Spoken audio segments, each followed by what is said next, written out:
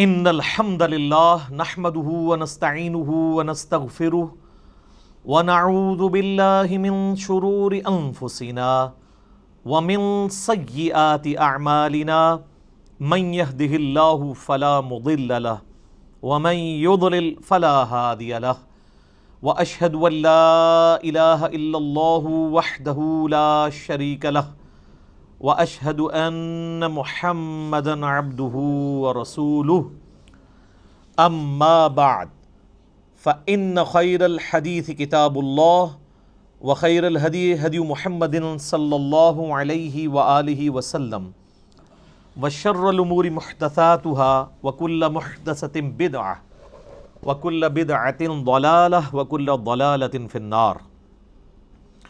اعوذ باللہ السمیع العلیم من الشیطان الرجیم من ہمزہ ونفخہ ونفثہ بسم اللہ الرحمن الرحیم رب اشرح لی صدری ویسر لی امری واحلل عقدۃ من لسانی یفقہوا قولی۔ بسم اللہ الرحمن الرحیم ان اللہ وملائکتہ یصلون علی النبی یا ایہا الذین آمنوا صلوا علیہ وسلموا تسلیما۔ اللہم صل علی محمد وعلی آل محمد کما صلیت علی ابراہیم وعلی آل ابراہیم انک حمید مجید۔ اللہم بارک علی محمد وعلی آل محمد کما بارکت علی ابراہیم وعلی آل ابراہیم انک حمید مجید۔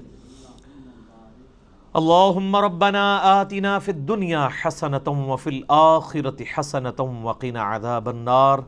لا الہ الا انت سبحانک انی کنت من الظالمین۔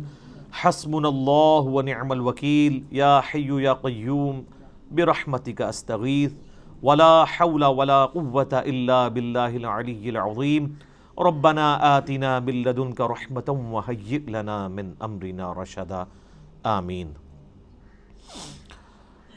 میرے بھائیو، الحمدللہ آج 20 اکتوبر 2019 کو سنڈے کے دن بمطابق 20 صفر المظفر 1441 ہجری ہم انشاءاللہ تعالی اپنا نیا سلسلہ قرآن حکیم کی قرآن کلاسز کا شروع کرنے جا رہے ہیں، اور اس کا انشاءاللہ آج پہلا لیکچر انٹروڈکشن سے ریلیٹڈ ہوگا، قرآن حکیم کے تعارف پہ،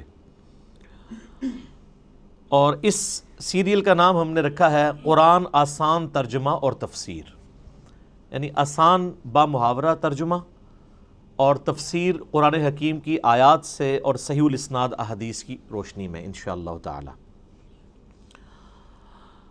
اور کوشش یہی ہے کہ اس نئے سلسلے میں ٹو دی پوائنٹ ڈسکشن کی جائے، کیونکہ آپ کو پتہ ہے کہ پچھلا جو ہمارا قرآن حکیم کا ایک پورا دورہ ریکارڈ ہوا ہے وہ 9 سالوں میں ہوا ہے، 344 لیکچرز کے اندر۔ اب اتنے ڈیٹیل لیکچر نہیں ہوں گے، البتہ کوشش یہ ہوگی کہ جتنی ضروری انفارمیشن ہے وہ ضرور ڈسکس کی جائے۔ آج کی ہماری اس سلسلے کی پہلی کلاس ہے، اور اس کلاس کے اندر ہم انشاءاللہ کوشش کریں گے کہ قرآن حکیم سے متعلق 40 بنیادی انفارمیشنز جو ہیں وہ ڈسکس کریں، جو ایک مسلمان کے علم میں ہونی چاہیے، اور ان پوائنٹس کے کانٹیکسٹ میں جتنی ضروری گفتگو ہوگی وہ میں کروں گا، ورنہ تو یہ 40 پوائنٹس کے اوپر 40 گھنٹے بھی گفتگو ہو سکتی ہے، لیکن اس گفتگو کی ضرورت نہیں ہے۔ یہ مسلمانوں کے اجماعی عقیدے ہیں، کوئی اس میں دوسری رائے نہیں ہے، اور جتنی انفارمیشن ریکوائرڈ ہے وہ انشاءاللہ میں ڈسکس کروں گا۔ اللہ کا نام لے کے شروع کرتے ہیں میرے بھائیوں۔ علمی پوائنٹ نمبر 1 وہ یہ ہے کہ ہم مسلمانوں کا یہ بنیادی عقیدہ ہے کہ یہ جو قرآن حکیم ہے یہ اللہ تبارک و تعالی کی کتاب بھی ہے اور اللہ کا کلام بھی ہے۔ باقی جتنے بھی اس سے پہلے صحائف نازل ہوئے یا کتابیں، ان کے بارے میں کلیم ہے کہ وہ اللہ کی کتابیں ہیں، لیکن یہ وہ کتاب ہے جو صرف کتاب یا سلیبس نہیں ہے بلکہ اللہ تعالیٰ کا کلام ہے۔ اور اس کا ثبوت قرآن حکیم میں سورہ التوبہ کی سٹارٹ میں ہی آتا ہے کہ جنگ کے دوران اگر کافر تم سے پناہ مانگیں تو انہیں پناہ دے دو، اور کسی ایسی جگہ پہ ان کو قید کرو جہاں پر وہ اللہ کا کلام سنیں، حتی یسمع کلام اللہ، یہاں تک کہ وہ اللہ کا کلام سنیں۔ اور یہ بھی مزے کی بات میں آپ کو بتاؤں، بڑی حیران کن، قرآن حکیم کے علاوہ جتنی بھی الہامی کتابیں ہیں، اولڈ ٹیسٹمنٹ ہو، نیو ٹیسٹمنٹ یعنی تورات، انجیل اور باقی کتابیں ہیں، زبور بھی، ان کتابوں کو اگر آپ پڑھیں گے تو ان کتابوں میں ان کتابوں کا نام موجود نہیں ہوگا، ظاہر ٹیمپرڈ فارم میں۔ یہ ہم نے اسے بائبل کا نام دیا ہوا ہے نا، باہر جو لکھا ہوا ہے، پوری بائبل کے اندر بائبل کا ذکر نہیں ہے، لیکن قرآن حکیم میں سینکڑوں مقامات پر قرآن کا نام آیا ہے، بائی نیم اس کتاب کو مینشن کیا گیا، یاسین والقرآن الحکیم،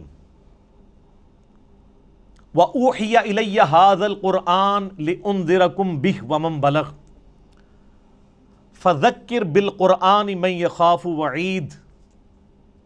کئی آیات ہیں قرآن حکیم میں جن میں قرآن کا لفظ آیا ہے، اور قرآن کا لفظی مطلب ہے بار بار پڑھی جانے والی کتاب۔ قرات ہم اردو میں بھی استعمال کرتے ہیں، عربی کا لفظ ہے۔ تو یہ پہلی بنیادی انفارمیشن ہے کہ یہ صرف کتاب نہیں ہے بلکہ اللہ کا کلام بھی ہے، اور چونکہ یہ اللہ کا کلام ہے لہٰذا اللہ کی صفت ہوئی، اور اللہ کی صفت ہے تو یہ پھر مخلوق نہیں ہے، غیر مخلوق ہے۔ البتہ جو ہمارے پاس اس وقت یہ بائنڈنگ کے اندر قرآن موجود ہے، اس قرآن کے یہ جو صفحے ہیں یہ تو ظاہر مخلوق ہے، کریشن ہے، اس کے اوپر جو سیاہی ہے پرنٹنگ کی وہ بھی کریشن ہے، اس کا گتا بھی یہ بھی کریٹڈ ہے، لیکن اس کے اندر جو کلام لکھا ہوا ہے اگرچہ وہ کاتب کی رائٹنگ ہے وہ بھی کریشن ہے، کریٹڈ ہے، مخلوق ہے، لیکن جو کلام لکھا گیا ہے جسے ہم پڑھتے ہیں یا سنتے ہیں وہ غیر مخلوق ہے، وہ اللہ کی صفت ہے۔ اور اسی لیے آپ دیکھیں کہ سورۃ الاعراف میں آتا ہے نا کہ حضرت موسیٰ علیہ السلام نے خواہش کا اظہار کیا تھا کہ اے اللہ میں تجھے دیکھنا چاہتا ہوں، تو اللہ نے کیا فرمایا تھا؟ تو مجھے نہیں دیکھ سکتا، تو پہاڑ کی طرف دیکھ، اگر یہ پہاڑ میری تجلی سے قائم رہا تو پھر تم بھی یہ یعنی ایزیوم کر سکتے ہو کہ مجھے بھی دیکھ سکو گے۔ پہاڑ پہ جب اللہ کی تجلی اللہ تعالیٰ نے ڈالی جو سورۃ الاعراف میں آتا ہے، تو اس کی وجہ سے پہاڑ جو ہے وہ ریزہ ریزہ ہو گیا، اور سورۃ الاعراف میں آتا ہے کہ اس تجلی کے انڈائریکٹ مشاہدے کی وجہ سے موسیٰ علیہ السلام بھی بے ہوش ہو گئے۔ یہ علیحدہ بات ہے کہ آپ کے بزرگ کلیم کرتے ہیں کہ وہ اللہ کا دیدار کرتے ہیں، چونکہ وہ تو کہانی ہے، یہ قرآن ہے، یہ ہے سچائی۔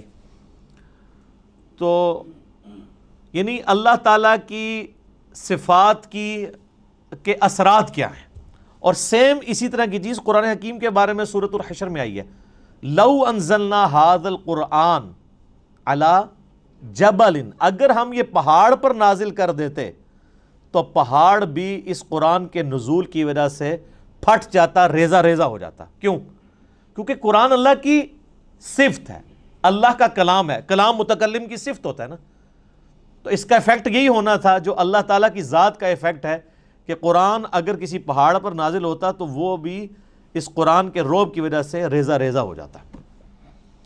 سر یہ ہمارے محبوب صلی اللہ علیہ وآلہ وسلم کا مبارک سینہ ہے کہ جس پہ آلموسٹ 23 سال تک قرآن نازل ہوتا رہا ہے، اور اگر آپ بخاری مسلم کی احادیث اٹھا کے دیکھیں تو نبی علیہ السلام کے اوپر ایک کیفیت طاری ہو جایا کرتی تھی جب قرآن کا نزول ہوتا تھا، اور سخت سردیوں میں بھی بخاری مسلم کے الفاظ ہیں کہ آپ صلی اللہ علیہ وآلہ وسلم کے مبارک چہرے پر یعنی پسینہ بہنا شروع ہو جاتا تھا، اتنا وحی کا بوجھ ہوتا تھا، اور اس حالت میں صحابہ کرام آپ کو دیکھ نہیں سکتے تھے، چہرہ مبارک سرخ ہو جاتا تھا، اور جس طرح یہ خراٹے لینے کی آواز ہے نا، اس طرح بخاری مسلم میں آتا ہے اس قسم کی آواز آپ کے منہ سے نکلنا شروع ہو جاتی تھی، اور پھر صحابہ کرام جو ہیں وہ سارے سر جھکا لیتے تھے یوں، اور آپ علیہ السلام کے سر مبارک کے اوپر ایک بڑی چادر دے دی جاتی تھی، حتیٰ کہ آپ اپنی وہ اس حالت میں واپس آئیں، یعنی آپ صلی اللہ علیہ وآلہ وسلم پر یہ حالت طاری ہوا کرتی تھی۔ اب یہ علمی پوائنٹ نمبر 1 ہوا ہے جی، ابھی میں اس پہ اور بھی بول سکتا ہوں، لیکن میں جو فی البدی چونکہ میں نے گفتگو کرنی ہوتی ہے، رٹی رٹائی نہیں ہوتی، پوائنٹس میں نے صرف لکھے ہیں کہ مجھے یاد رہے کہ کوئی پوائنٹ سکپ نہ ہو، ادروائز اگر میں ایک ایک پوائنٹ کے اوپر نوٹس بناؤں نا تو پھر یہ 40 لیکچرز میں صرف قرآن کا تعارف ہی ختم ہو، لیکن وہ پھر آپ انٹرسٹ لوز کر جائیں گے. بس اتنی بات کی جائے جو آپ کے انٹرسٹ کی چیز ہے، جس میں آپ کا پریویس نالج بھی انوالو ہو، کچھ نئی بات بھی آپ کی انفارمیشن میں آ جائے. علمی پوائنٹ نمبر 2، ہم مسلمانوں کا یہ اجماعی عقیدہ ہے کہ قرآن حکیم اللہ تعالیٰ نے اپنے آخری پیغمبر سیدنا و مولانا امام اعظم محمد رسول اللہ صلی اللہ علیہ وآلہ وسلم پر نازل فرمایا ہے. یعنی یہ قرآن حکیم سلیبس کی فارم میں نبی علیہ السلام کے ہینڈ اوور نہیں کیا گیا، بلکہ آپ پر یہ نازل ہوا ہے، آپ کے سینہ مبارک کے اوپر. اور اس قرآن کی اتھینٹسٹی آپ صلی اللہ علیہ وآلہ وسلم کی مبارک زبان ہے، اسی لیے آپ کے کریکٹر کو منوایا گیا ہے. سورہ یونس کے سٹارٹ میں بھی آیت نمبر 15-16 میں آتا ہے نا کہ اے نبی علیہ السلام ان سے فرماؤ میں اتنا عرصہ تم میں رہا ہوں، کیا تم نے اس سے پہلے کوئی ایسی بات مجھ سے سنی ہے؟ یعنی میں صادق اور امین ہوں، میں نے کبھی دعویٰ نبوت نہیں کیا اس سے پہلے، نہ کوئی یعنی میری کوئی ایسی خواہش تم نے کبھی آبزرو کی ہو، تو اچانک یعنی چند دنوں کے بعد میں یہ کلیم کر رہا ہوں کہ یہ اللہ کی طرف سے مجھ پر کتاب نازل ہوئی ہے، تو یہ اس بات کا ثبوت ہے میری پریویس زندگی. تو یہ آپ صلی اللہ علیہ وآلہ وسلم پر نازل ہوئی. اب یہ ٹاپک بھی گھنٹوں کا محتاج ہے اگر صرف اس ٹاپک کو ایڈریس کیا جائے کہ نبی علیہ السلام پر یہ قرآن نازل ہوا، اس قرآن کی اتھینٹسٹی کے حوالے سے، لیکن میں اسے سکپ کرتا ہوں. علمی پوائنٹ نمبر 3، ہم مسلمانوں کا یہ عقیدہ ہے کہ قرآن حکیم باللفظ محفوظ ہے. یہ کتاب بالمفہوم نہیں ہے کہ نبی علیہ السلام نے پڑھ کے سنائی تو صحابہ نے جو سمجھا اس کو سلیس عربی کے اندر اپنے یعنی ذہن کے مطابق لکھ دیا. نہیں، ایک ایک لفظ من و عن ویسا ہی ہے جیسا کہ اللہ تعالیٰ نے نازل فرمایا، کوئی انٹرپریٹیشن نہیں ہے اس کی، بالمفہوم نہیں ہے، باللفظ ہے. اور یہ عقیدہ صرف قرآن کے بارے میں. یہ بعض لوگ کہتے ہیں نہیں ہم حدیث کو بھی قرآن کا درجہ دیتے ہیں. حدیث کے بارے میں اجماعی عقیدہ ہے کہ حدیث بالمفہوم ہے. چند باتیں باللفظ بھی ہیں، جیسے ہم نماز کے اندر جو کچھ پڑھتے ہیں وہ بخاری مسلم میں نبی علیہ السلام کی احادیث ملتی ہیں، آپ نے ان کو تعلیم فرمایا ہے. لیکن اوورآل آپ علیہ السلام کے حوالے سے جو چیزیں بیان کی جاتی ہیں بالمفہوم ہے. اور یہی وجہ ہے کہ آپ احادیث کی کتابیں کھولیں گے نا تو کئی احادیث کے اینڈ پہ وہ راوی کہتا ہے او کما قال علیہ السلام، یا جیسا پھر رسول اللہ نے فرمایا تھا. یعنی مجھے یہ بات پتہ چلی، مجھے یوں سمجھ آئی، یا جیسے پھر آپ نے فرمایا تھا مفہوم یہی تھا. اور آپ بخاری مسلم اٹھا کے دیکھیں، آپ کو درجنوں احادیث ملیں گی کہ ایک ہی مجلس میں آپ صلی اللہ علیہ وآلہ وسلم نے کوئی بات ارشاد فرمائی ہے، کئی صحابہ نے اس بات کو رپورٹ کیا ہے، سب کے الفاظ میں تھوڑا بہت فرق ہے، اوورال مفہوم ٹھیک ہے، لیکن کسی سے کچھ سکپ ہو گیا، کسی سے کچھ. مثلا اب یہاں پہ تقریباً آلموسٹ 100 کے قریب لوگ بیٹھے ہوئے ہیں، میں یہاں پہ 55 منٹ کے اندر کتنی باتیں کروں گا. اب باہر نکل کے ان میں سے کتنے پرسنٹ لوگ ہیں جو منوان میری ایک ایک بات کو پروڈیوس کر سکتے ہیں؟ باہر جا کے نہیں کر سکتے. کچھ کو کچھ حصہ یاد ہوگا، کچھ کو کچھ، اس طریقے سے. اوورال سب کو جمع کریں گے تو آلموسٹ آپ کامیاب ہو جائیں گے اس پوری مجلس کو. یہ ویڈیو ریکارڈ تو اس زمانے میں نہیں تھا، اس لیے تو ویڈیوز بنائی جاتی ہیں تاکہ کوئی چیز سکپ نہ ہو. تو اس وقت تو لوگ کرائمنگ کے اوپر اعتبار کرتے تھے، نبی علیہ السلام سے سنتے تھے، یاد کرتے تھے، پریکٹس کرتے تھے، آگے باتیں پہنچاتے تھے. اور اس کا آپ کو بہترین نمونہ صحیح مسلم میں ملے گا. بخاری میں آپ کو ان چیزوں کا آئیڈیا نہیں ہوتا کیونکہ بخاری میں احادیث سکیٹرڈ فارم میں ہے. مسلم شریف میں ایک مجلس کی نبی علیہ السلام کی ایک وقت کی احادیث کے جتنے طرق آئے ہیں نا مختلف چینز سے، وہ آپ کو ایک جگہ ملیں گے.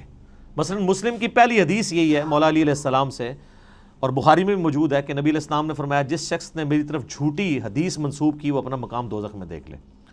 اب یہ حدیث آپ کو سیدنا علی سے ملے گی، سیدنا عبداللہ ابن عباس سے ملے گی، سیدنا ابو ہریرہ سے، سیدنا جابر بن عبداللہ سے، سیدنا انس ابن مالک سے، سیدنا مغیرہ ابن شعبہ سے رضی اللہ عنہم اجمعین وعلیہم السلام اجمعین. 7-8 صحابہ سے ایک ہی حدیث ملے گی. اور امام مسلم نے اس کو ایک ترتیب سے نا اس مجلس میں یہ جو نبی علیہ السلام کا فرمان تھا ایک ایک صحابی سے وہ لے کے ہیں، تو آپ کو ان کے آپس کے الفاظ میں بھی 19-20 کا فرق نظر آئے گا، لیکن مفہوم ایک ہی ہوگا. اسی لیے مسلم شریف کی ترتیب کو کہا جاتا ہے کہ حدیث کی کتابوں میں سب سے بیسٹ جو ترتیب ہے وہ صحیح مسلم کی ہے، کیونکہ آپ کو یہ اندازہ ہو جاتا ہے کہ ایک مجلس میں کوئی چیز سکپ نہیں ہوئی. ایک حدیث کو کئی راوی اور کئی صحابہ کے شاگرد آگے تابعین بیان کر رہے ہوتے ہیں، سارے الفاظ آپ کو ایک جگہ مل جاتے ہیں. لیکن اللہ کا شکر ہے کہ یہ جو پرابلم ہے یہ قرآن حکیم کے کیس میں نہیں ہے. قرآن یہ دو گتوں کے درمیان پوری دنیا کے اندر ایک ہی قرآن ہے اللہ کے فضل سے. سنی ہو، شیعہ ہو، ان کے آف شوٹس ہوں، حنفی، شافعی، مالکی، حنبلی، بریلوی، دیوبندی، اہل حدیث، اثنا عشری میں شیعہ کے اندر اثنا عشری ہوں، زیدیہ ہوں، سب کے سب، ایون آغا خانی ہوں، ان کے پاس بھی یہی قرآن ہے.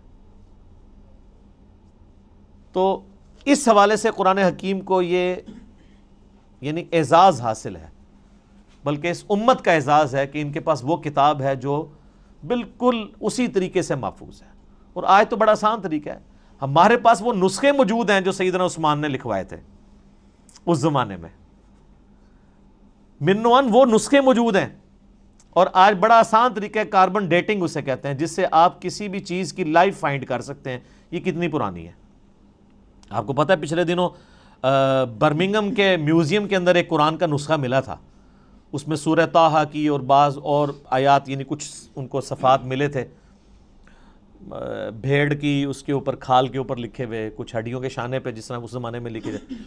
تو اس کی کاربن ڈیٹنگ انہوں نے کروائی ہے، اور وہ بی بی سی کی رپورٹ ہے، کسی مسلمان نے نہیں بنائی ہے، غیر مسلم ہے. اس میوزیم کا انچارج جو ہے وہ غیر مسلم ہے، اور ان کی ویڈیو چڑھی، آپ یوٹیوب پہ جا کے لکھیں اولڈسٹ ورژن آف قرآن. وہ تو ورژن کہتے ہیں، ورژن تو ہے ہی نہیں، قرآن تو ایک ہی ہے.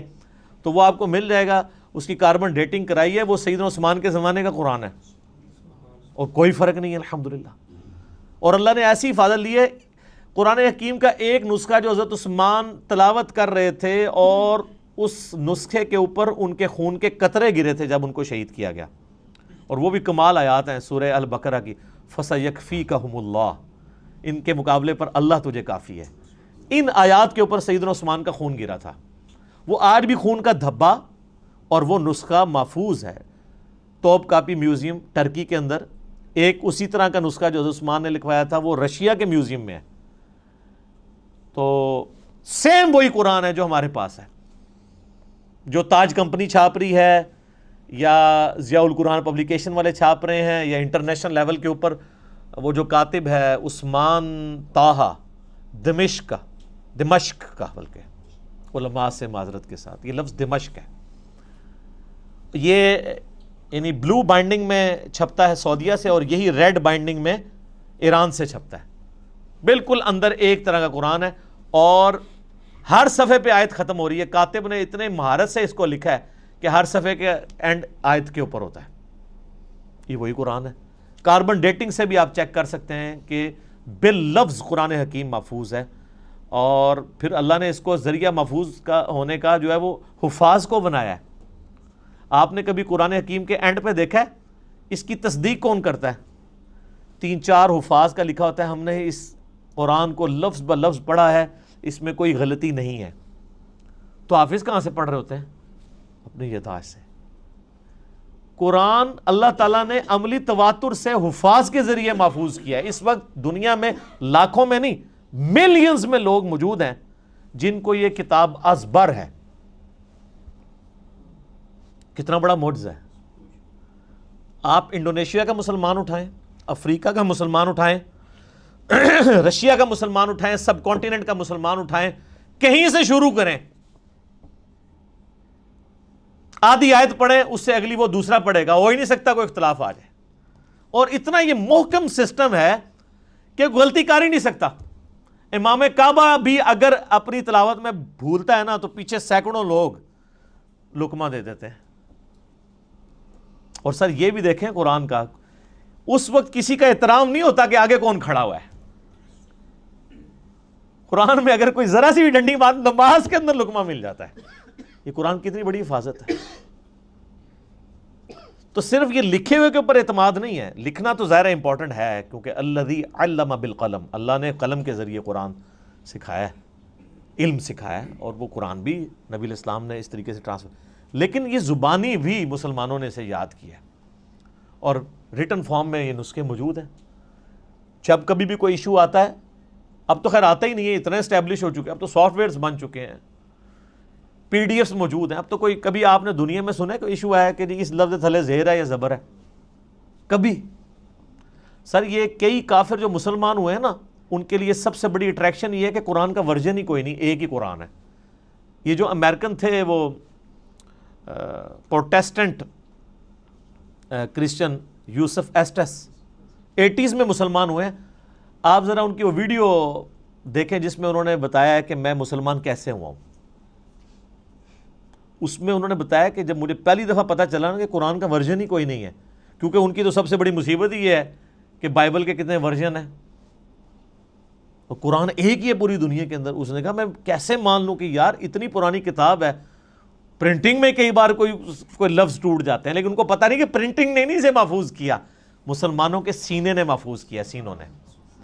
اور نبی علیہ السلام کی حدیث ہے المستدرک للحاکم میں صحیح سند کے ساتھ، انٹرنیشنل نمبر کے مطابق 399، کہ اللہ تعالیٰ میری امت کو کبھی گمراہی پہ جمع نہیں ہونے دے گا، جماعت پہ اللہ کا ہاتھ ہے، قیامت تک اجماع امت اللہ کی حفاظت میں، اور قرآن حکیم کی حفاظت اللہ تعالیٰ نے امت کے اجماع کے ذریعے کروائی ہے۔ یہ قرآن ہمارے سامنے تو نہیں نازل ہوا، امت کے اجماع نے اسے ٹرانسفر کیا، یعنی امت میں کوئی دوسری رائے نہیں ہے۔ ایک تو وہ رائے نا جو مناظروں میں ہوتی ہے کہ جی وہ آپ کی کتابوں میں یہ لکھا ہوا ہے، تو وہ کہتے ہیں آپ کی کتابوں میں یہ لکھا ہوا ہے، وہ ساری فضول باتیں ہیں۔ نہ سنی ان روایتوں کو آن کرتے ہیں، نہ شیعہ ان روایتوں کو آن کرتے ہیں۔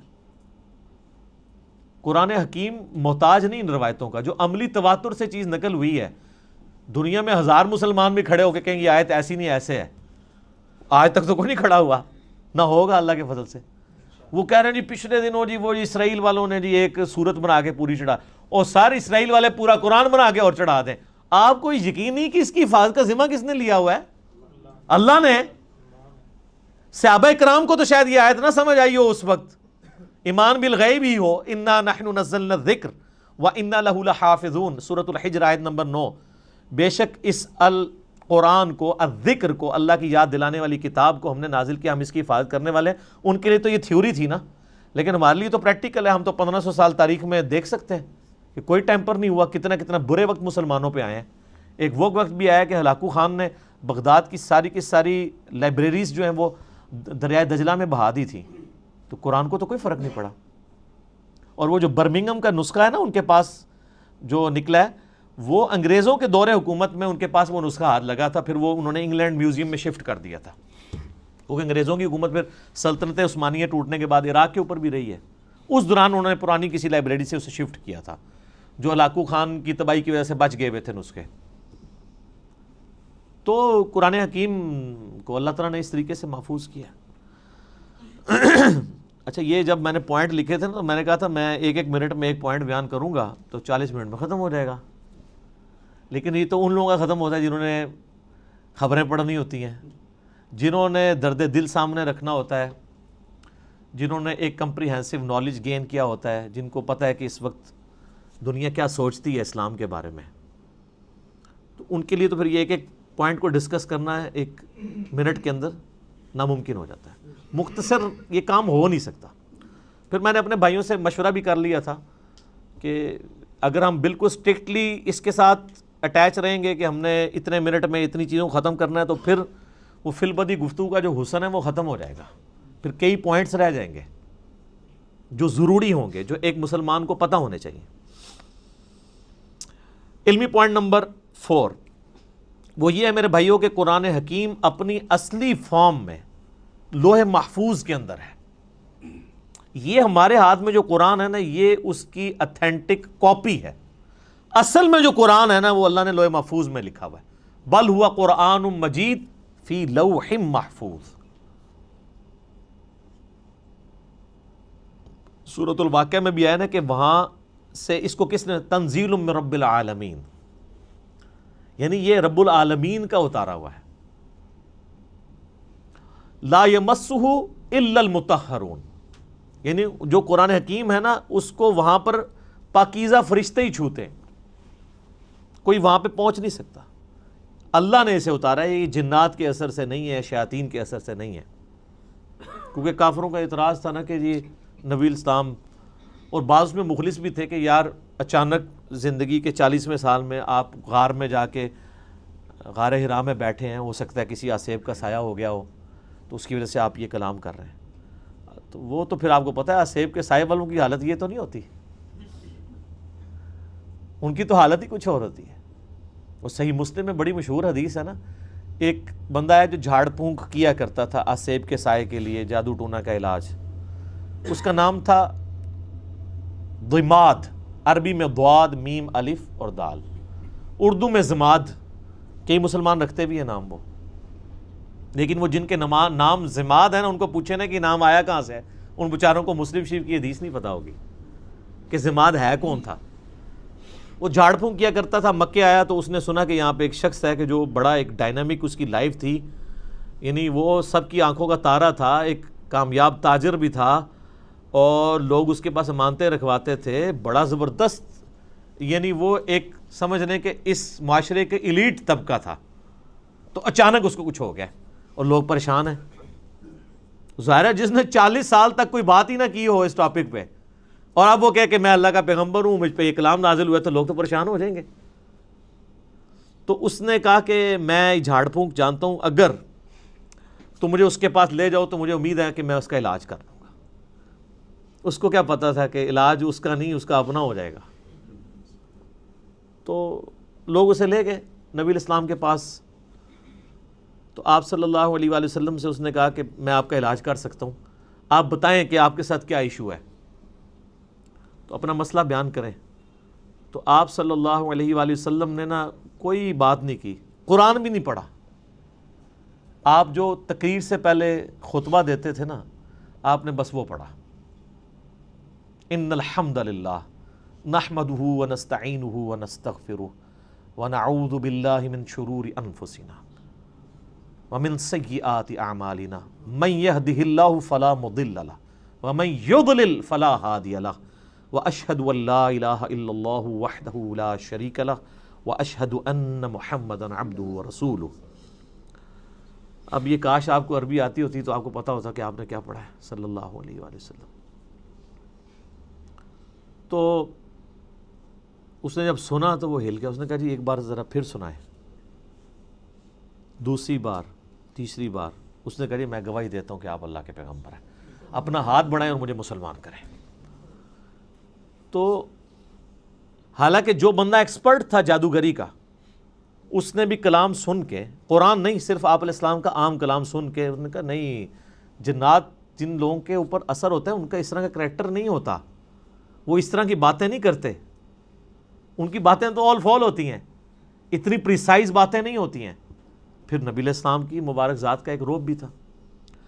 جو بندہ جادو کا، ان ساری چیزوں کا ایکسپرٹ تھا، اس نے ڈکلیئر کر دیا کہ جادوگر نہیں ہے، اور جو جہلات ہے جن کو جادو کا، آسیب کا الف بے بھی نہیں پتا تھا، وہ لوگ نبی علیہ السلام کو اس کے بعد بھی جادوگر کہتے رہے، نعوذ باللہ۔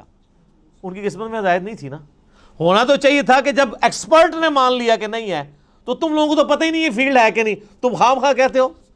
جیسے معذرت کے ساتھ آج کی دنیا میں آپ کو مثال دوں، میرے بارے میں علماء کہتے ہیں جاہل ہے، اس کو تو عربی بھی نہیں آتی، اس کو تو پڑھنا ہی کچھ نہیں آتا، وہ قرآن دیکھ کے بھی غلط پڑھتا ہے، وہ پڑھ ہی نہیں سکتا۔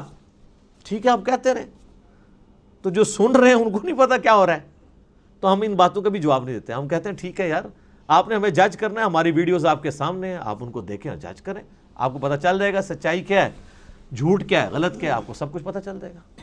تو یہ میرے بھائیوں، یعنی یہ جو آواز حق کے لیے بلند ہوتی ہے نا، اس کے ساتھ ہمیشہ اس طریقے سے یعنی لوگ مسچیف کرنے کی کوشش کرتے ہیں، لوگ یعنی غلط طریقے سے حق کی آواز کو دبانے کی کوشش کرتے ہیں، لیکن اللہ تعالیٰ جو آواز اٹھانی ہوتی ہے وہ اللہ تعالیٰ اٹھا دیتا ہے۔ ٹھیک ہے، یعنی اب یہ بھی پوائنٹ ایک اتنا بڑا پوائنٹ ہے کہ یعنی اس کے اوپر ڈسکشن ہو سکتی ہے کہ قرآن حکیم اللہ تعالیٰ نے لوح محفوظ میں رکھا ہوا ہے، اور اپنے اصلی حالت میں یہ ہمارے پاس یہ کاپی ہے۔ کتنی بڑی خوش نصیبی ہے کہ ہمارے پاس وہ کتاب ہے کہ جو اوریجنل کتاب لوح محفوظ میں ہے۔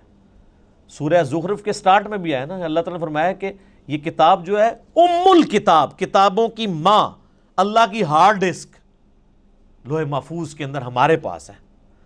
اور یہ یاد رکھیے گا، یہ مصحف جس ترتیب میں ہمارے پاس موجود ہے نا، اسی ترتیب میں لوح محفوظ پہ لکھا ہوا ہے، اگرچہ اس کی ترتیب نزول یہ نہیں ہے۔ مصحف کی ترتیب آپ پتہ نا، سورۃ العلق کی پہلی 5 آیات نازل ہوئی ہیں، وہ تو پارہ نمبر 30 میں ہے. سورہ بقرہ جو ہے وہ اس وقت نازل ہوئی ہے جب 2/3 قرآن نازل ہو چکا ہوا تھا، مکی قرآن وہ شروع میں ہے. لیکن اللہ کے پاس لوح محفوظ میں اسی ترتیب میں ہے. وہ اللہ تعالیٰ نے اس کتاب کو سرکمسٹانسز کے اوپر نازل کیا ہے، اور یہ اس قرآن کی سب سے بڑی خوبی ہے جو کسی اور الہامی کتاب میں نہیں ہے، کہ جو سرکمسٹانسز کے اوپر نازل ہوئی ہے اور مسلسل 23 سال تک. علمی پوائنٹ نمبر 5 میرے بھائیو، قرآن حکیم ہمارے محبوب صلی اللہ علیہ وآلہ وسلم کا واحد معجزہ ہے جس کی بنیاد پہ ہم نبی علیہ السلام کے لیے نبوت کلیم کرتے ہیں. ویسے تو آپ کے ٹینجیبل فارم میں فزیکل فینومینا آف نیچر کو توڑنے والے، قانون قدرت کو توڑنے والے کتنے حسی معجزات بخاری مسلم میں رپورٹ ہوئے ہیں. میں نے 4 لیکچرز ریکارڈ کرائے ہیں اس کے اوپر، مسئلہ 131 A B C D. لیکن دعوی نبوت جس معجزے کے اوپر ہے وہ یہ کتاب ہے. کیوں؟ آپ علیہ السلام کی نبوت قیامت تک کے لیے تھی. آپ کا معجزہ بھی ایسا ہونا چاہیے تھا جو قیامت تک کے لیے آپ دکھا سکیں. آج حضرت عیسیٰ علیہ السلام کا معجزہ، مردوں کو زندہ کرنے والا کوئی عیسائی ہمیں دکھا سکتا ہے؟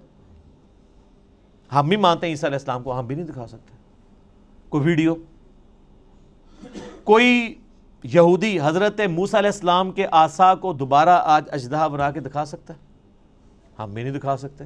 وہ آپ جناب عصا اگر مل بھی جائے کہیں سے، آپ چاہے وہ امام کعبہ کے ہاتھ میں دے دیں، آپ ویٹیکن سٹی میں بیٹھے ہوئے کرسچن پوپ کے ہاتھ میں دے دیں، یا یروشلم میں بیٹھے ہوئے یہودی پریسٹ کے ہاتھ میں دے دیں، یا آپ کے جتنے رحمت اللہ علیہ ہیں اور غوث اور اقداب اور جن کے بارے میں آپ کا کلیم ہے ان کے ہاتھ میں دے دیں، ان کو کہ اس کو پھینک کے ذرا اژدہا بنا کے بتائیں. نہیں بنا سکتے. وہ حضرت موسیٰ کے ہاتھ تک ہی معجزہ تھا. لیکن یہ وہ کتاب ہے جو نبی علیہ السلام کے پاس معجزہ، صحابہ کے پاس معجزہ، تابعین، تبع تابعین، قیامت تک آنے والے آخری انسان کے لیے بھی معجزہ ہے. مسلمان نہیں، انسان کے لیے بھی. اور ہر زمانے کے ٹیسٹ پہ پورا اترتا ہے. اسپیسیفکلی تو یہ پورا اترا اس ٹیسٹ میں کہ عرب کے لوگ اپنے آپ کو اتنا بڑا فصیح اللسان سمجھتے تھے کہ وہ ادر دین جو نان عرب ہیں، عربیوں کے علاوہ جو لوگ ہیں، ان کو وہ کہتے تھے یہ اجمی ہیں، گونگے، یہ بول نہیں سکتے.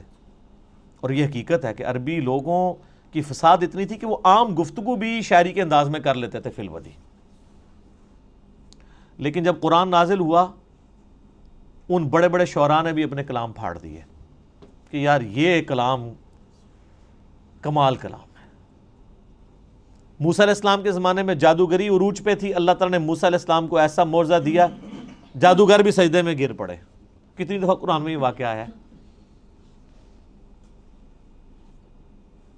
اور وہ بہت بڑا معجزہ تھا. لکڑی کا اژدہا بننا یہ بہت بڑی چیز ہے. پلانٹ کنگڈم اینیمل کنگڈم میں بدل رہا ہے، اور پھر اینیمل کنگڈم، پھر پلانٹ کنگڈم میں. اس کو ذرا امیجن کریں. عیسیٰ علیہ السلام کے زمانے میں طب، ڈاکٹری بڑی عروج پہ تھی، ان کو بڑا فخر تھا.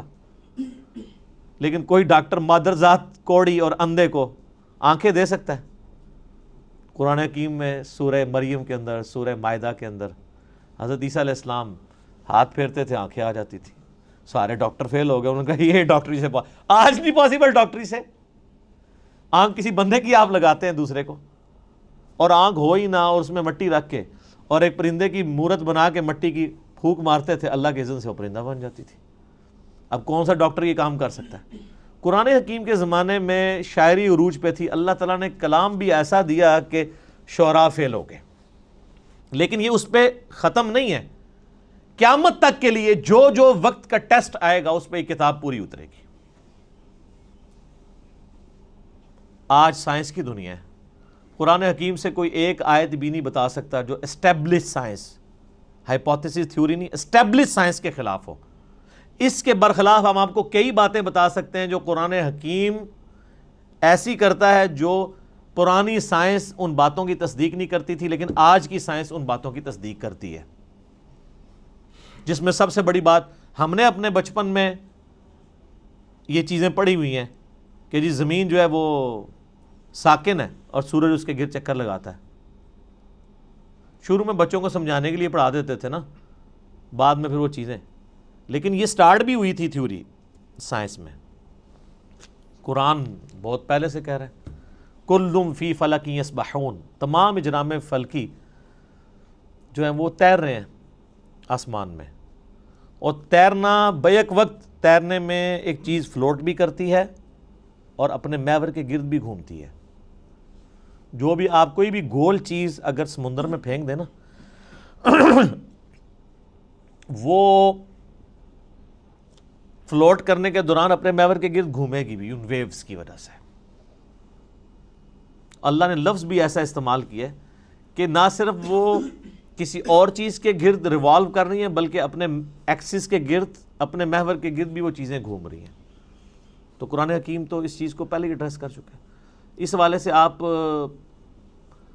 ایک میرا کلپ بھی ہے Quran and modern versus modern science, وہ آپ دیکھ لیں. ڈاکٹر ذاکر نائک کا بھی ایک ویڈیو ہے پرانی، پھر انہوں نے دوبارہ سے ریکارڈ کرائی تھی، وہ بھی آپ دیکھ لیں. ڈاکٹر مورس بوکائل ایک فرینچ سرجن تھے جو مسلمان ہوئے، تو انہوں نے کتاب وہ لکھی Bible Quran and science. Urdu میں ترجمہ ہوا، لیکن وہ ترجمہ بھی اردو والا بھی اتنا مشکل ہے کہ عام بندوں کو سمجھ نہیں آتا. بہتر یہ کہ آپ اسے انگلش میں ہی پڑھیں. تو انہوں نے یہ ثابت کیا ہے کہ اس ماڈرن دور میں جتنی بھی الہامی کتابیں ہیں وہ سائنس کے ٹیسٹ کو پاس نہیں کرتی سوائے اس کتاب کے. ان میں سائنٹیفک فالٹ موجود ہیں. وہ فالٹ اس لیے نہیں ہے کہ ان کتابوں میں کوئی اللہ تعالیٰ کو کوئی غلطی لگی ہے، وہ اس لیے کہ وہ کتابیں ٹیمپرڈ فارم میں تحریف شدہ ہیں. یہ کتاب محفوظ ہے، وہ بھی اگر محفوظ ہوتی تو اس میں کوئی اینٹی سائنس سٹیٹمنٹس نہ آتی. تو یہ ایک علیحدہ سے ٹاپک ہے، گھنٹوں بولا جا سکتا ہے، لیکن میں اسے سکپ کرتا ہوں. علمی پوائنٹ نمبر 6، اور وہ ہے میرے بھائیوں قرآن حکیم کی پیش گوئی اگلی کتابوں میں بھی موجود ہے، اس سے پہلے جو گزر چکی. اگلی سے مراد ہوتا ہے جو آگے گزر چکی. ہم ویسے اگلی سے مراد کرتے ہیں جو آگے آنے والے ہیں، لیکن اردو تھوڑی سیکھیں. اگلے سے مراد ہوتا ہے جو پہلے لوگ گزر چکے ہیں. ہم پچھلے ہیں جو پیچھے پیچھے ان کے آ رہے ہیں، کیونکہ لوگ اپنی منزل کی طرف جا رہے ہیں نا. صحابہ کرام ہمارے اگلے ہیں، ہم ان کے پچھلے ہیں. تو جن کو اردو نہیں آتی وہ بیچارے الٹ سمجھ رہے ہوتے ہیں. تو اگلی کتابیں ہیں تورات، زبور، انجیل، اولڈ ٹیسٹمنٹ، نیو ٹیسٹمنٹ کی فارم میں جو اویلیبل ہیں، ان کتابوں میں اس کی پیش گوئیاں موجود ہیں الکتاب کی فارم میں، کہ الکتاب اس طرح آخری پیغمبر کے اوپر نازل ہوگی. نبی علیہ السلام کی پریڈکشنز موجود ہیں. سورۃ الاعراف میں آتا ہے، اللہ تعالیٰ فرماتا ہے کہ ان کے اندر وہ پیغمبر آئے ہیں جن کی یہ پیش گوئیاں تورات اور انجیل کے اندر لکھی ہوئی پاتے ہیں. سورۃ الانعام کے اندر آیا ہے کہ یہ پروفٹ وہ ہیں کہ یہ اپنے بیٹوں سے زیادہ ان کو پہچانتے ہیں، کہ یہ وہی پیغمبر ہیں جن کی پریڈکشنز تورات اور انجیل کے اندر موجود ہیں. اپنے بیٹے کے بارے میں تو شک نہیں ہوتا نا کسی کو، کہ بچپن سے ظاہر اس کے سامنے پیدا ہوتا ہے، باپ جانتا ہوتا ہے. اس سے زیادہ نبی علیہ السلام کو یہ جانتے ہیں کہ وہی پیغمبر ہیں، لیکن نہیں مانا انہوں نے. نہیں ماننا ہوگا تو آپ جتنے مرضی دلائل رکھیں. ایون آج ٹیمپرڈ فارم میں جو تورات اور انجیل موجود ہے نا، اس میں بھی آپ کو نبی علیہ السلام کی پروفیسیز مل جائیں گی. اس کے اوپر بھی کئی ایک ویڈیوز نیٹ کے اوپر رکھی ہوئی ہیں. Similarities between Christianity and Islam, similarities between Hinduism and Islam. Doctor Zakir Naik کی ویڈیوز ہیں، انہوں نے کتنی چیزیں پروف کی ہیں، موجود ہیں. جس سے، اور یہ بیسیکلی انہوں نے زیادہ تر محنت تو کی تھی احمد دیدار صاحب نے رحمہ اللہ تعالی، انہی سے ہی کاپی کیا ہے انہوں نے، خصوصاً کرسچینٹی کے پوائنٹ آف ویو سے. باقی جہاں تک ہندوازم اور باقی چیزوں کا تعلق ہے وہ ڈاکٹر ذاکر نائک کو کریڈٹ جاتا ہے کہ یہ انہوں نے ویلیو ایڈیشن کی ہے احمد دیدار صاحب کے کام کے اندر، کوئی شک نہیں اس کے اندر. تو آپ پروفیسیز دیکھیں. اس وقت جو آپ کو وہ انارکلی جو بازار بائبل سوسائٹی والوں کو آپ لیٹر لکھیں، وہ فری آپ کے گھر بائبل بھجوا دیں گے. نیٹ کے اوپر PDF رکھا ہوا ہے. ویسے وہ منگوانے سے پہلے قرآن جو آپ کے گھر غلاف میں ہے اس کو خود پڑھ لیں. لوگ وہ بائبل منگوا لیتے ہیں، قرآن نہیں منگوا کے پڑھتے. قرآن بلکہ منگوانا بھی نہیں، گھر پڑا ہوا ہے. میں اسی لیے قرآن کے غلافوں کے بڑا خلاف ہوں. یہ غلاف کے اندر جو قرآن ہے کو نہیں کھولتا، کیونکہ جب بندہ یہ تصور کرتا ہے نا اس کو یوں کر کے کھولنا ہے، پھر یوں بند کرنا ہے، وہ بند ہی پڑا رہتا ہے. کتابیں بھی آپ کسی کو گفٹ کریں اس کے اوپر سے ساری وہ پیکنگز اتار کے دیا کریں، کبھی شاید وہ کھول کے پڑھ ہی لے. وہ آپ پڑھیں تو اس میں آپ کو ڈیوٹرانومی چیپٹر جو ہے تورات کے اندر، اولڈ ٹیسٹمنٹ کے اندر ملے گا، اس کا باب نمبر 18 ہے، اس میں آیت نمبر 18 ہے کہ موسیٰ علیہ السلام کو اللہ تعالیٰ نے وحی کی کہ اے موسیٰ میں تیرے بھائیوں میں سے، بھائی کون؟ بنو اسماعیل، بنو اسرائیل کے بھائی بنو اسماعیل. اور یہ یعنی تورات کے شروع میں پیدائش چیپٹر میں موجود ہے کہ حضرت ابراہیم علیہ السلام کی 2 بیویاں تھیں، 2 بیٹے تھے، جو مین حضرت یعقوب علیہ السلام جو ان کے حضرت اسحاق کے بیٹے تھے تو وہ آگے ان سے وہ بنی اسرائیل چلے، اور دوسری طرف حضرت اسماعیل تھے. تو میں تیرے بھائیوں یعنی بنو اسماعیل میں سے، بلکہ آج بھی آپ اسرائیل والوں سے پوچھیں، عرب لوگ وہ کہتے ہیں ہمارے کزنز ہیں، وہ مانتے ہیں اس بات کو، عربی ان کو کزن مانتے ہیں. اس لیے ہمیں شک پڑتا ہے اندر سے دونوں ملے ہوئے نہ ہوں، جو کچھ مسلمانوں کے خلاف یہ لوگ کر رہے ہوتے ہیں. ہم اسرائیل کو تسلیم نہیں کیے بیٹھے ہوئے اسلام کی حمیت میں، اور جن لوگوں کی اصل دشمنی تھی وہ ان کے ساتھ پینگیں بڑھا رہے ہیں. تو وہ ڈیوٹرانومی چیپٹر میں 18 نمبر میں آیت نمبر 18 ہے، موسیٰ میں تیرے ان یعنی ماننے والوں کے بھائیوں میں یعنی ان کے کزنز کے اندر تیری مانند ایک رسول اٹھاؤں گا جو ان پہ میری آیات کو تلاوت کرے گا. اور اسی طریقے سے گاسپل آف جان جو ہے، جو اولڈ ٹیسٹمنٹ نیو ٹیسٹمنٹ کٹھے وہ انجیل مقدس چھپی ہوئی، اس میں جو نیو ٹیسٹمنٹ میں گاسپل آف جان ہے، اس کے اندر چیپٹر نمبر 15 سے 18 تک آپ کو کئی آیات ملیں گی. حضرت عیسیٰ علیہ السلام اپنے ماننے والوں کو کہتے ہیں میرا دنیا سے جانا تمہارے لیے رحمت ہے، میں جب جاؤں گا تو میں اپنے رب سے ریکویسٹ کروں گا اس ہستی کو دنیا میں بھیجیں گی جو میرا نام دنیا میں روشن کریں گی. مجھے تم سے بہت کچھ کہنا ہے لیکن تم ابھی ان چیزوں کے متحمل نہیں ہو. وہ جب ہستی دنیا میں آئیں گی تو وہ تمہیں وہ ساری چیزیں تعلیم کریں گی، اور اللہ تعالیٰ ان کے منہ میں اپنا کلام ڈالے گا. یہ جو پروفیسی ہے یہ دنیا میں کسی پروفٹ کے بارے میں نہیں ہے. باقی سارے پیغمبروں کو سلیبس کی فارم میں کتاب تختیوں کی شکل میں موسیٰ علیہ السلام کو ملا ہے. یہ جو اللہ تعالیٰ کلام ان کے منہ سے بلوائے گا ان کے سینے پہ نازل کر کے، یہ ہے ہی صرف نبی علیہ السلام کے لیے. اچھا، وہ اب اس کے اوپر بھی ٹیکنیکل بحث ہیں، عیسائی کیا اعتراض کرتے ہیں، وہ علیحدہ سے ٹاپک ہے، میں اس کو سکپ کرتا ہوں. بہرحال وہ جو ڈیوٹرانومی جس اولڈ ٹیسٹمنٹ والا حوالہ اس کو کرسچنز اور جوز دونوں مانتے ہیں، نیو ٹیسٹمنٹ کو صرف کرسچنز مانتے ہیں. اس کے اندر یہ جو ہے نا کہ تیرے بھائیوں میں سے تیری مانند رسول اٹھاؤں گا، تو وہ کرسچنز کہتے ہیں یہ جو تیری مانند سے مراد ہے نا یہ حضرت عیسیٰ کی پیش گوئی ہے کہ حضرت موسیٰ کے بعد حضرت عیسیٰ بھی یہودیوں میں ہی پیدا ہوں گے. اس میں تو کوئی شک نہیں کہ حضرت عیسیٰ بھی یہودی تھے، یہودی النسل تھے، بنی اسرائیل میں سے تھے. لیکن یہ پروفیسی ان کے بارے میں پوری نہیں ہوتی، کیونکہ اس میں الفاظ ہے تیری مانند اور تیرے بھائیوں میں سے. بھائی تو بنو اسرائیل کے بنو اسرائیل نہیں، بنو اسماعیل ہیں، ورنہ تو ہوتا کہ تم ہی میں سے اٹھاؤں گا. بھائی کہنے کی ضرورت ہی نہیں تھی، تیری اولاد میں سے اٹھاؤں گا. نہیں، بنو اسماعیل میں نبی الاسلام کے علاوہ تو کوئی پروفٹ بھی نہیں ہے. اور تیری مانند میں دیکھیں کیا قیامت مضمر ہے کہ حضرت موسیٰ علیہ السلام کی مانند ہمارے ہی پیغمبر ہیں صلی اللہ علیہ وآلہ وسلم. حضرت موسیٰ علیہ السلام کی نیچرل ڈیتھ ہوئی ہے، حضرت عیسیٰ علیہ السلام کی نیچرل ڈیتھ نہیں ہوئی بلکہ اللہ نے ان کو اٹھا لیا. چلیں کرسچنز کے نزدیک وہ شہید کر دیے گئے، نیچرل ڈیتھ نہیں ہوئی. تو حضرت موسیٰ علیہ السلام کی مانند ہمارے محبوب صلی اللہ علیہ وآلہ وسلم ہیں، حضرت عیسیٰ نہیں ہے. اچھا، حضرت موسیٰ صاحب امت پیغمبر تھے، 6 لاکھ کا لشکر لے کے نکلے، اور حضرت عیسیٰ علیہ السلام کے اوپر صرف 12 بندے ایمان لے کے آئے تھے، اور ان کی جان بھی اللہ نے بچائی ان کو زندہ اٹھا کے. ہمارے محبوب صلی اللہ علیہ وآلہ وسلم بھی صاحب امت تھے. آپ کی مبارک زندگی میں 1 لاکھ سے زیادہ لوگ آپ پہ ایمان لا چکے تھے، اور آج تو ماشاءاللہ آپ دیکھ لیں باہر ہیں. اس ریزیملنس میں بھی ہمارے محبوب صلی اللہ علیہ وآلہ وسلم حضرت موسیٰ سے زیادہ ریزیملنس رکھتے ہیں ایز کمپیئر ٹو حضرت عیسیٰ جو موسیٰ علیہ السلام سے رکھتے ہیں. حضرت موسیٰ علیہ السلام کی پیدائش نارمل طریقے پہ ماں باپ کے ذریعے ہوئی ہے، اور ہمارے نبی علیہ السلام کی پیدائش بھی نارمل طریقے سے ماں باپ کے ذریعے ہوئی ہے.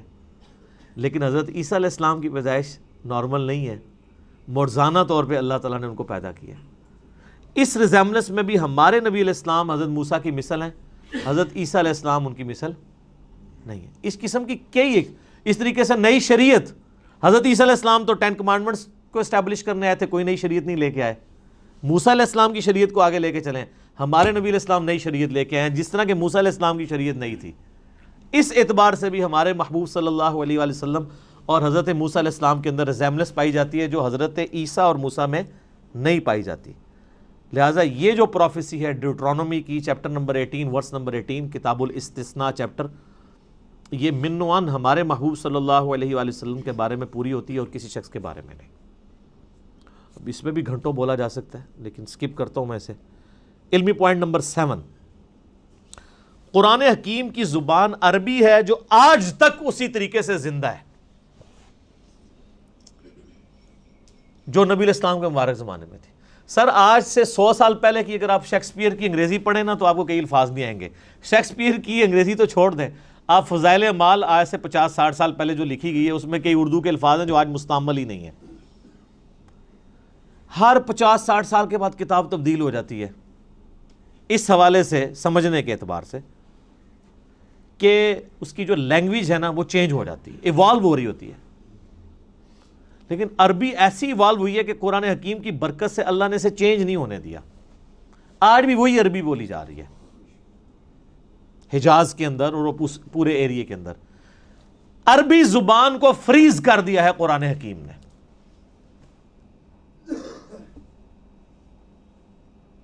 اور قرآن حکیم میں سورہ یوسف کے سٹارٹ میں بھی آیا اِنَّا جَعَلْنَاهُ قُرْآنًا عَرَبِيًّا لَعَلَّكُمْ تَعْقِلُونَ. ہم نے قرآن عربی میں نازل کیا ہے تاکہ تم اس کو سمجھ سکو، تمہاری اپنی زبان میں نازل کیا ہے. سورہ انبیاء میں آیا کہ تم غور نہیں کرتے، یہ وہ کتاب ہے جس میں تمہارا ذکر موجود ہے، اس کے ساتھ تم مانوس ہو، تمہاری اپنی لینگویج میں بات ہو رہی ہے.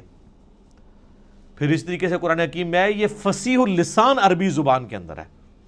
پھر اللہ تعالیٰ نے قرآن حکیم میں یہ بھی فرمایا کہ یہ کہتے ہیں اس نے کوئی اجمی غلام چھپا کے رکھا ہوا ہے جو اسے پڑھاتا ہے یہ کتاب. تو اللہ نے فرمایا کہ کیسا اجمی غلام ہے کہ جو کتاب ہے وہ فصیح عربی کے اندر ہے اور اجمی اس کو سکھا رہا ہے. یہ بات یہ نہیں تمہارا یعنی چھڈو جڑی پھڑی بھی جائے، ایڈی لمبی چھڈ دو، اتنی لمبی گپ شپ فٹ ہی نہیں بیٹھتی. تو یہ عربی فصیح زبان اور آج تک قرآن کی برکت سے اللہ تعالیٰ نے عربی کو محفوظ رکھا ہے. علمی پوائنٹ نمبر 8، قرآن حکیم کا جو ڈائلیکٹ ہے، لہجہ ہے، وہ عرب کے بادیہ نشین جو پینڈو لوگ، گاؤں کے رہنے والے، ریگستانوں کے رہنے والے، اعرابی جنہیں کہا جاتا ہے، بدو لوگ، ان کے ڈائلیکٹ میں یہ قرآن نازل ہوا ہے. یعنی جس طرح آپ آج بھی دیکھ لیں، ایک ہے شہری پنجابی عجیب پٹھی سیدھی، اور ایک ٹھیٹھ گاؤں کے لوگوں کی پنجابی ہے. اس کے ڈائلیکٹ میں اور شہری پنجابی کے ڈائلیکٹ میں کتنا فرق ہے. اور ایک ہے لکھنؤ کے لوگوں کی، یو پی کے لوگوں کی اردو، اور ایک ہے ہم پنجابیوں کی اردو. ڈائلیکٹ میں فرق ہے. ہم اردو زبان کو سیکھ تو ضرور سکتے ہیں، اس ڈائلیکٹ کو بھی سیکھ سکتے ہیں، لیکن پھر بھی کہیں نہ کہیں پکڑے جاتے ہیں کہ پنجابی ہیں.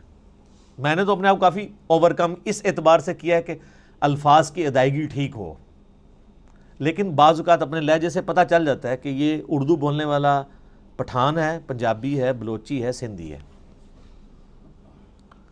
تو اس اعتبار سے جو ڈائلیکٹ ہے نا قرآن کا، وہ ہے عرب کے بادیہ نشین لوگوں کی عربک کا. اور وہ آج بھی آپ عرب میں چلے جائیں نا، وہ اسی طریقے سے وہی عربی بولتے ہیں. ویسے آپ اپنے علاقوں میں بھی دیکھیں، آپ لاہور میں چلے جائیں تو اور طرح کی پنجابی ہے، فیصل آباد والوں کی اپنی پنجابی ہے، اور اگر آپ سیالکوٹ میں چلے جائیں، سیالکوٹ والے جب اردو بھی بول رہے ہوتے ہیں ہمیں پتہ چل جاتا ہے یہ سیالکوٹ کا بندہ ہے، کیونکہ وہ اس کو اپنے اسی سٹائل میں بول رہے ہوتے ہیں. اسی طریقے سے جو ہند کو یعنی یہ سطح مرتفع پوٹھوہار کے رہنے والے، ہم بھی پوٹھوہاری ہیں جہلم کے لوگ، یہاں کی ہم تو خیر اتنے پوٹھوہاری نہیں، آپ ذرا پنڈی چلے جائیں نا، ان کی ذرا آپ پنجابی سنیں. ہم تو کہتے ہیں نا ادھر آؤ، وہ کہتے ہیں ادھر آؤ. اب لفظ وہی ہے لیکن ذرا ڈیفرنٹ فارم میں. یہ ڈائلیکٹ کہلاتے ہیں. ایک ہی لفظ دوسری فارم میں جب بولا جاتا ہے لفظ وہی ہے. اب ادھر آؤ اور ادھر آؤ میں بڑا فرق ہے، لیکن لفظ ایک ہی ہے، ڈائلیکٹ کا فرق ہو گیا. ٹھیک ہے، ایک تو نہیں کہ الفاظ ہی ڈیفرنٹ ہے. جس طرح ہم دے کہ نو یعنی وہ فلاں چیز لے کر آؤ، اب تو کہتے ہیں لے آؤ. وہ پنڈی کے لوگ کہتے ہیں کہ نو، وہ ذرا آپ سمجھ لیں ہند کو کے ساتھ مکس ہوئی ہوئی پنجابی ہے، لیکن عربی اللہ تعالیٰ نے ایسی محفوظ کی ہے کہ اللہ کے فضل سے، حالانکہ دوسرے عرب ملکوں میں عجیب و غریب عربی بھی بولی جا رہی ہے، عربی میں گاف کوئی نہیں ہے، لیکن آپ مصر والوں کی عربی سنیں وہ گاف بھی بولتے ہیں. ہاں جی، تو وہ بلکہ وہ طارق جمیل صاحب نے یہ خود سنایا، وہ کہتے ہیں مصر کی ایک جماعت آئی ہوئی تھی، یہ اوریجنل انہوں نے واقعہ سنایا، کہتے ہیں مصر سے ایک تبلیغی جماعت آئی ہوئی تھی تو کسی گاؤں میں پنجاب کے ٹھہری، تو وہ ان کو نماز کے لیے آگے کیا، تو وہ نماز کے بعد دعا کروانے لگے نا، تو اس نے دعا کی اللہم انی اسألک الگنہ، اللہم انی اسألک، میں تجھ سے گنا مانگتا ہوں. اچھا وہ جنہ کو گنا پڑھتے ہیں، لفظ ہے جیم، تو وہ اس کو گاف پڑھتے ہیں. جیسے کئی لفظ گاف ہیں عربی میں جیم پڑھے جاتے ہیں. یہ شیخ عبد القادر جو جیلانی ہیں، ان کا نام ہے شیخ عبد القادر گیلانی. جب یہ عربی میں گیا نا، تو عربی میں تو گاف نہیں ہوتی تھی، تو ان کو جیلانی کہنا شروع کر دیا، گاف کو جیم بنا. جیسے کراچی ہے تو کراچی اب چھ تو ہوتی نہیں عربی میں، کراچی اگر کوئی وہ عربی بولے گا تو وہ کراچی تو نہیں بولے گا.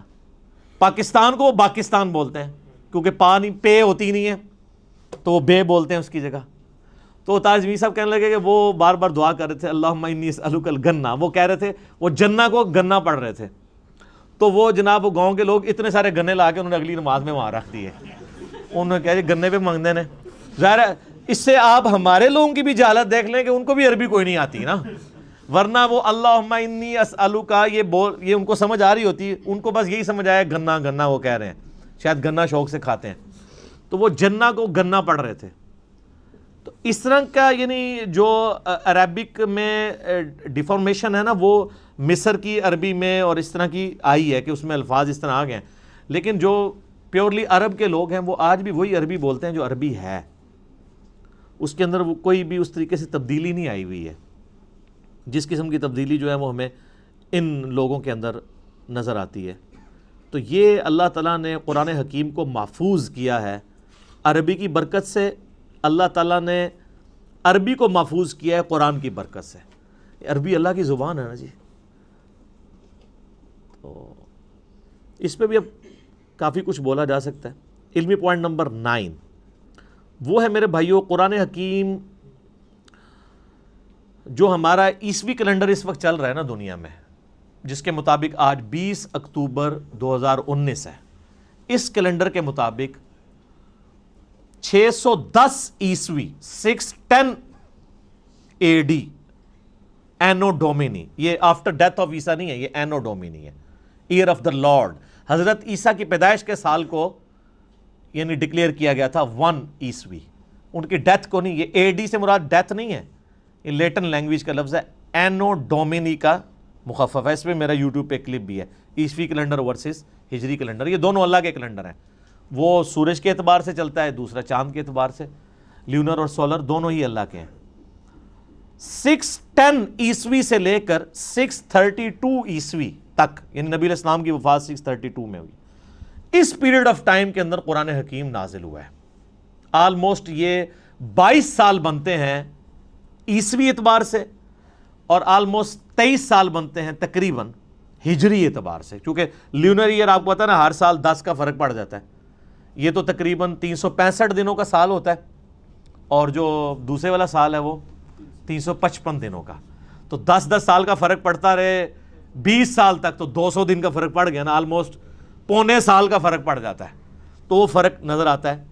تو اس دوران یہ قرآن حکیم نازل ہوا ہے، آلموسٹ 22 سال عیسوی اعتبار سے، اور آلموسٹ 23 سال جو ہے وہ ہجری اعتبار سے.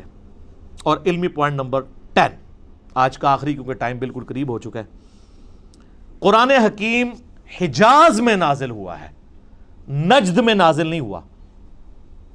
نبی علیہ السلام کا پورا جو ٹریولنگ کا حصہ ہے وہ سارا حجاز کا ہے. مکہ بھی حجاز میں ہے، مدینہ بھی حجاز میں، ایون آپ تبوک تک چلے گئے عرب کے اینڈ پہ، آپ یعنی وہ تہامہ کی جو پہاڑیاں ہیں ان کی اس سائڈ پہ حجاز ہے اور وہ دوسری سائڈ نجد کہلاتی ہے نا، تو حجاز کے اندر قرآن نازل ہوا ہے، قرآن نجد میں نازل نہیں ہوا. یعنی وہ ٹائم اینڈ سپیس کی بات کر رہا ہوں، ٹائم اس کا 610 عیسوی سے 632 عیسوی ہے، اور سپیس اس کے نازل ہونے کی کون سی ہے؟ حجاز۔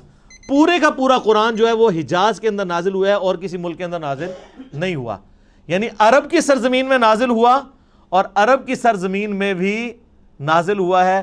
نبی صلی اللہ علیہ وآلہ وسلم کچھ عرصہ مکہ رہے، 2/3 قرآن وہاں پہ نازل ہوا، پھر مدینہ شریف میں، پھر برزخی قرآن بھی ہے مکے سے مدینہ ہجرت کے دوران، پھر مدینے سے تبوک جاتے وہاں پہ بھی ہے، اور یہ آگے انشاءاللہ اگلے جو علمی پوائنٹس آئیں گے ان میں میں ڈسکس کروں گا کہ کسی صورت کا مکی یا مدنی ہونے کا یہ مطلب نہیں کہ 100% ہی وہ مکی اور مدنی ہے۔